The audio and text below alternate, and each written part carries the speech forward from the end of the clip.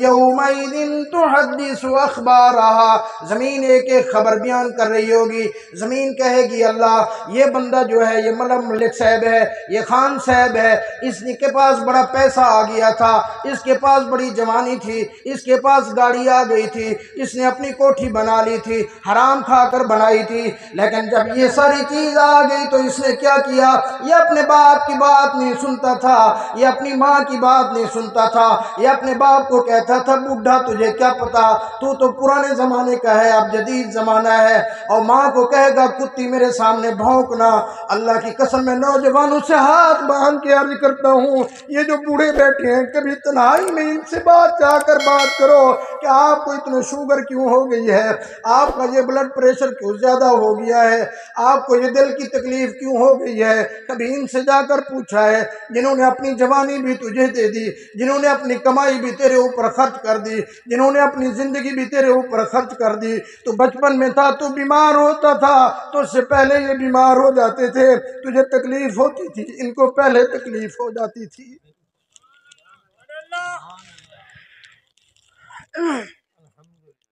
آج جب تو جوان ہو گیا تو تجھے اپنے بچوں کے علاوہ کچھ نظر نہیں آتا، تو وہ کہتا ہے کہ میرے باپ کو کیا پتا۔ اگر کبھی باپ نے بلا بھی لیا بیٹا اپنے کمرے میں جا رہا ہے ذرا 1 منٹ کے لیے میری بات تو سن لے، کہتا ہے میرے پاس ٹائم ہی نہیں ہے۔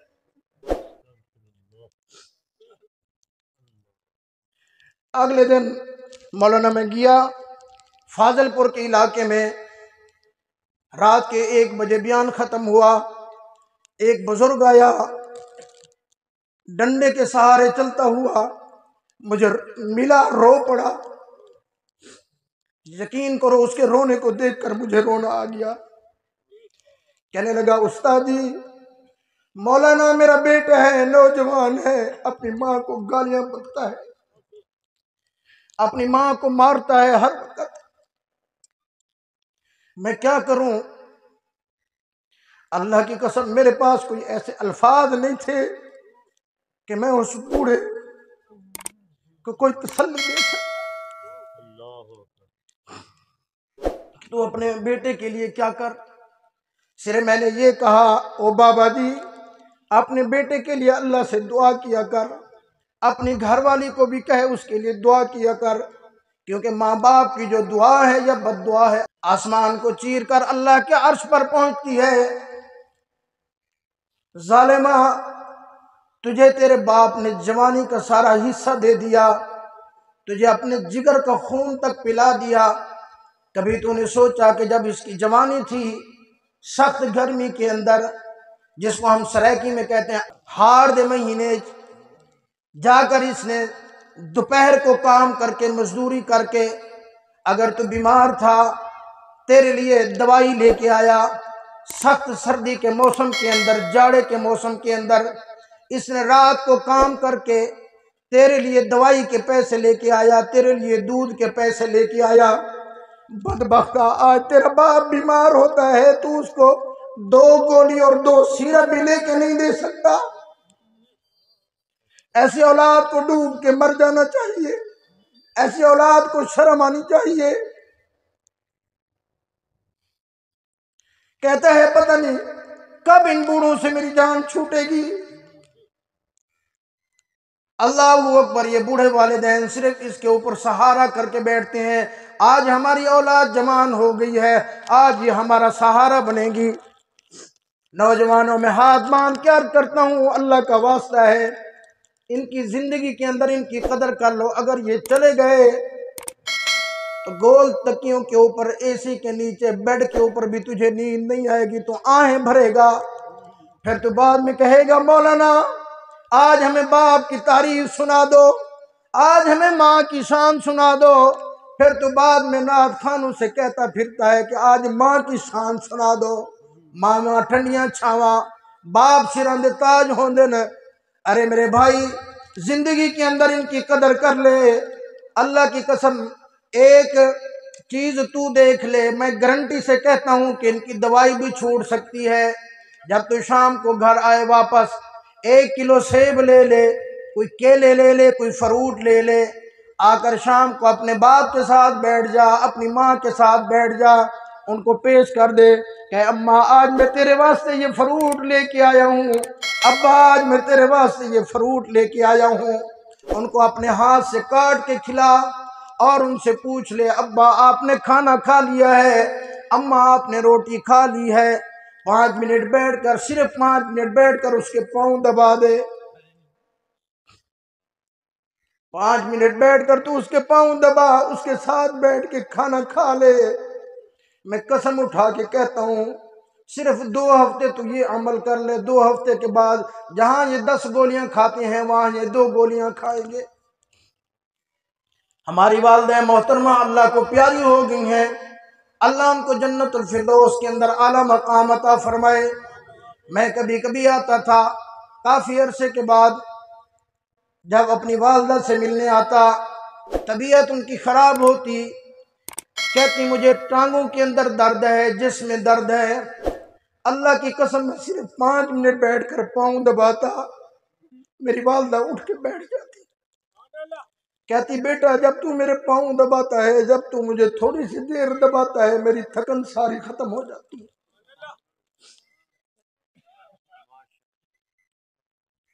میں جب کہیں بھی بیان کے لیے جاتا،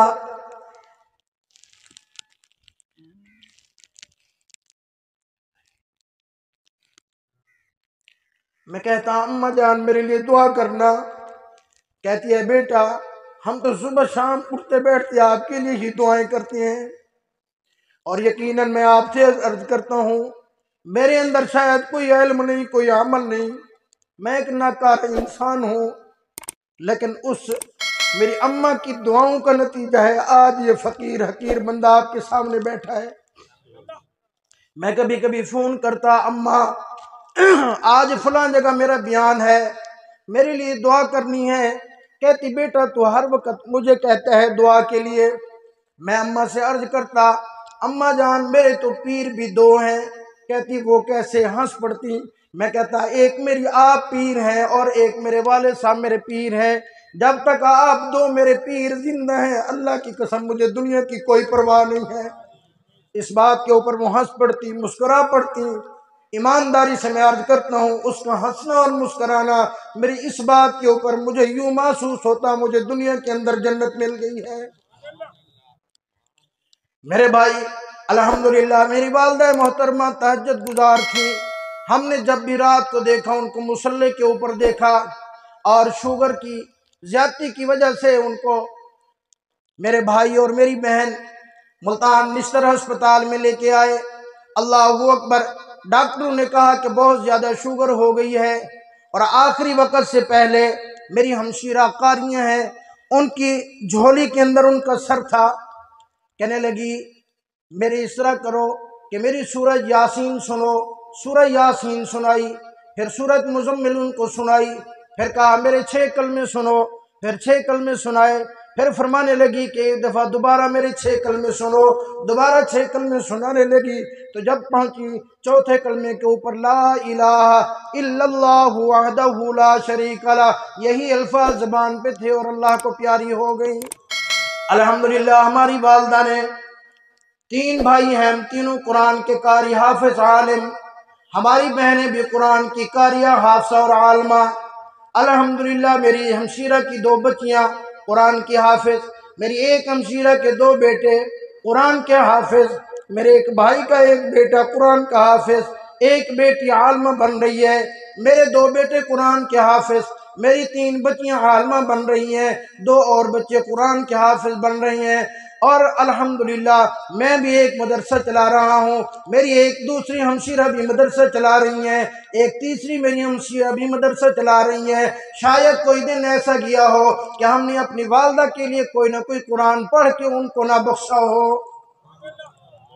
اللہ اکبر۔ میں نوجوانوں کی خدمت میں درخواست کرتا ہوں، اللہ کی قسم ان کے پاؤں دھو دھو کر پی لو، تم دنیا کے اندر بھی ترقی کرو گے، آخرت کے اندر بھی ترقی کرو گے۔ اگر یہ اسی طرح تجھے دیکھ دیکھ کے مر گئے، تیری ان کے کرتوتوں کی وجہ سے، تیری ان نافرمانیوں کی وجہ سے، تو نے جو ان کا دل دکھایا ہوا ہے، ان کے دل دکھانے کی وجہ سے اگر یہ چلے گئے، ساری زندگی تجھے رونا پڑے گا، ساری تجھے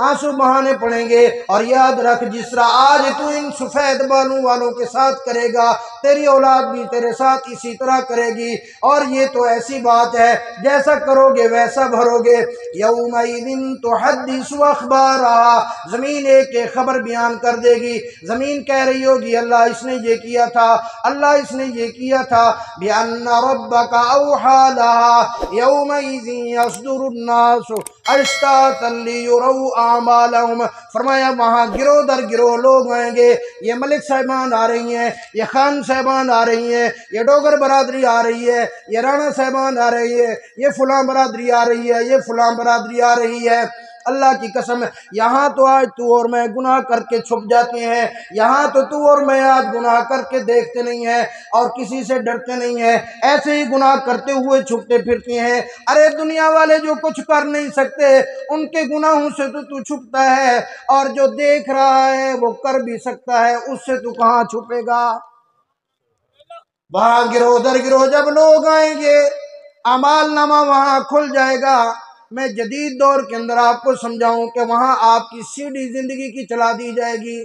آپ کی وہاں مووی چلا دی جائے گی، یا آپ کی زندگی کی مووی فرشتے بنا رہی ہیں، فرشتے وہاں سامنے چلا دی جائے گی۔ جو یہاں پر بڑا متقی بنا پھرتا ہے، یہاں سب کہتے ہیں حاجی صاحب ہے، یہاں جی بڑا تہجد گزار ہے، بڑا نمازی آدمی ہے، یہ تو بڑا حاجی صاحب ہے، یہ جو ممبر صاحب ہیں، یہ ایم پی اے صاحب ہیں۔ اللہ کی قسم اگر تو چھپ کر کوئی گناہ کرتا ہے تو وہاں سامنے قیامت والے دن پوری کی پوری انسانیت کے سامنے، پوری برادری کے سامنے، سارے اپنے ہمسائیوں کے سامنے، لوگوں کے سامنے تیرا ایک ایک کرتوت سامنے آ جائے گا، تو وہاں تو کیا جواب دے گا؟ ہاں ایک ایک چیز سامنے آ جائے گی۔ فَمَن يَعْمَلْ مِثْقَالَ ذَرَّةٍ خَيْرًا يَرَهُ وَمَن يَعْمَلْ مِثْقَالَ ذَرَّةٍ شَرًّا يَرَهُ۔ رائی کے دانے کے برابر بھی عمل ہوگا، سامنے آ جائے گا۔ رائی کے دانے کے برابر نیکی ہوگی، سامنے ہوگی۔ رائی کے دانے کے برابر برائی ہوگی، وہ بھی آپ کے سامنے آ جائے گی۔ وہاں کوئی چیز چھپنے والی نہیں ہے۔ بہت سارے لوگ ایسے ہوں گے جو دنیا کے اوپر تو اپنے آپ کو بڑا نیک ظاہر کرتے ہوں گے، قیامت والے دن جہنم میں جوتے کھا رہے ہوں گے۔ اللہ پاک پردے ہٹا دیں گے، جنت والے پوچھیں گے فی جنات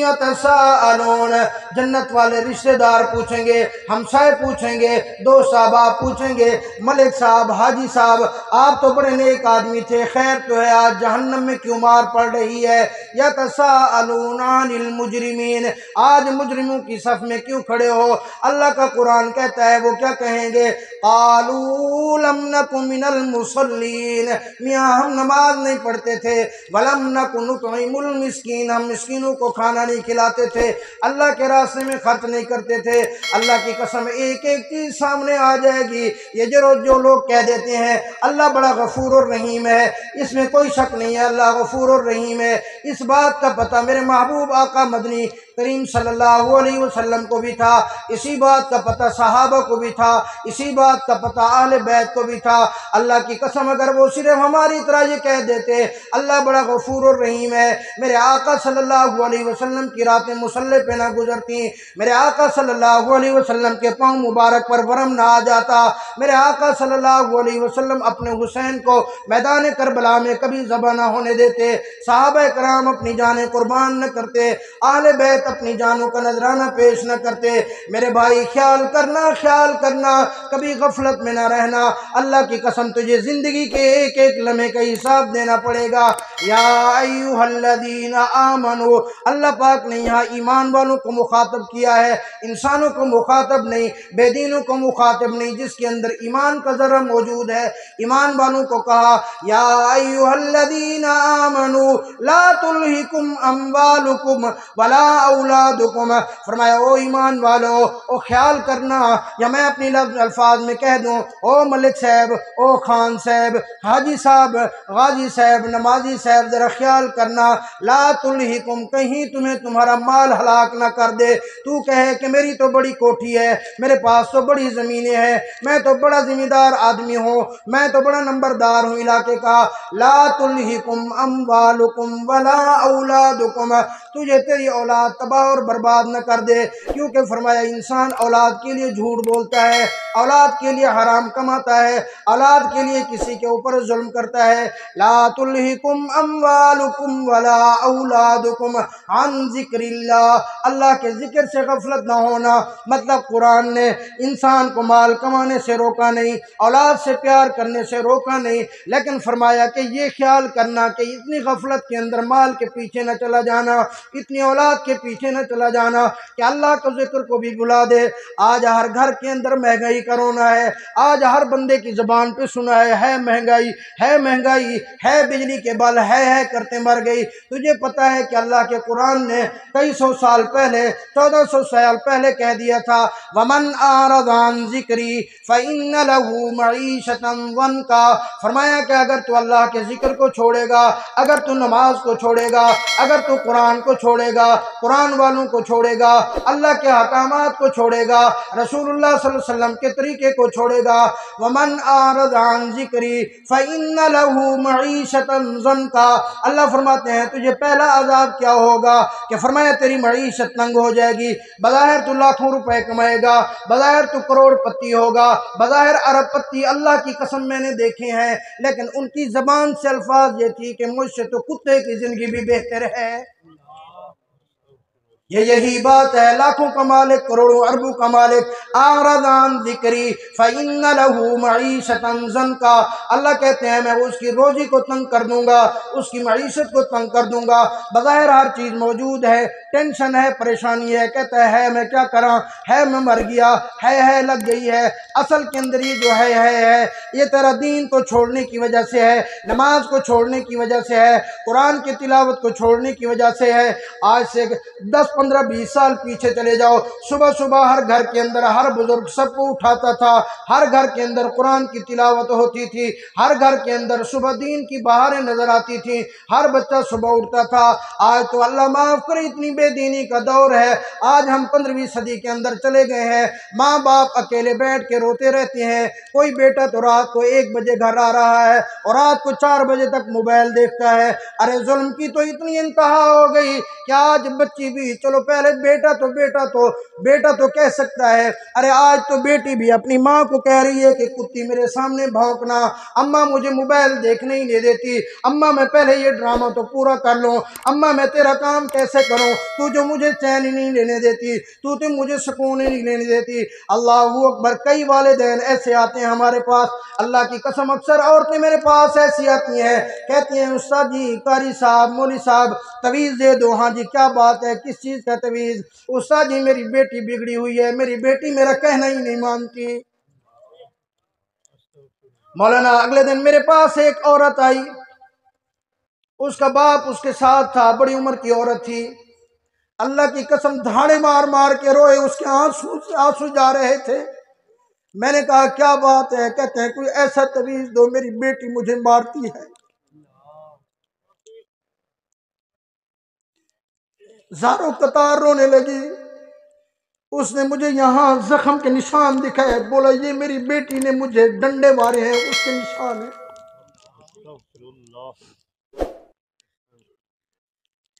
मेरे भाइयों, मेरी बहनों, जहाज की औलाद का कसूर है, वहां तेरा और मेरा भी कसूर है, नाराज ना होना। तूने और मैंने आज उस तरह इनकी तरबियत नहीं की जिस तरह हमारे वालिदैन ने हमारी तरबियत की थी। आज तो कहता है मेरा बेटा दुनियादार बने, मेरे बेटे के पास पैसा आए, जो भी होने दे, चल भी कोई बात नहीं। अल्लाहू अकबर। बहुत सारी जगहों के ऊपर हमने देखा, मोबाइल के ऊपर बेटी किसी से बात कर रही है, अगर किसी हमसाये ने कह दिया बाप को, बाप ने कहा अपनी घरवाली को कि फलां ने मुझे कहा, बेटी तो फोन के ऊपर फलां से बातें कर रही थी। ماں اوپر پردہ دیتی ہے کہ وہ تو ہمارے مخالف ہیں، وہ حسد کرتے ہیں، حسد کی وجہ سے کوئی ایسی بات نہیں ہے۔ یاد رکھنا میری ماں، اگر تو اس کے اوپر آج پردہ دے گی، پھر بعد کے اندر وہ بھی ہم نے دن دیکھے کہ صبح پتہ چلا کہ رات بیٹی گھر کے اندر نہیں ہے، کسی کے ساتھ دوڑ کے چلی گئی ہے۔ جب تو اپنی بیٹیوں کے گناہوں کے اوپر پردہ دے گی، اپنے باپ اس کے باپ سے چھپائے گی، اپنے خامن سے چھپائے گی، پھر آگے حالات بھی ایسے بنیں گے۔